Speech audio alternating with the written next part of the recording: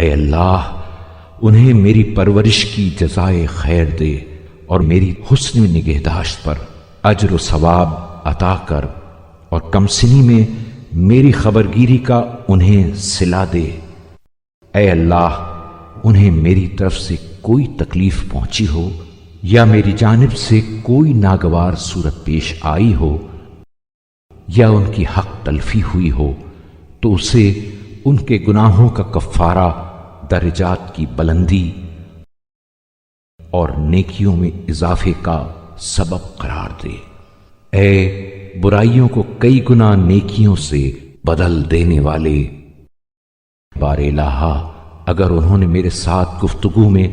سختی یا کسی کام میں زیادتی یا میرے کسی حق میں فروگزاشت یا اپنے فرض منصبی میں کوتاہی کی ہو تو میں ان کو بخشتا ہوں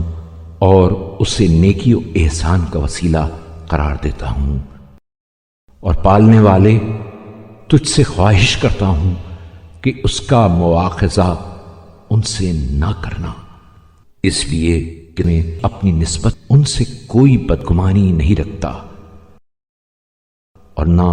تربیت کے سلسلے میں انہیں سہل انگار سمجھتا ہوں، اور نہ ان کی دیکھ بھال کو ناپسند کرتا ہوں، اس لیے کہ ان کے حقوق مجھ پر لازم و واجب، ان کے احسانات دیرینہ اور ان کے انعامات عظیم ہیں، وہ اس سے بالا تر ہیں کہ میں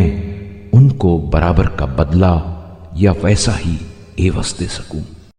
اگر ایسا کر سکوں تو اے میرے معبود، وہ ان کا ہمہ وقت میری تربیت میں مشغول رہنا، میری خبرگیری میں رنج و تعب اٹھانا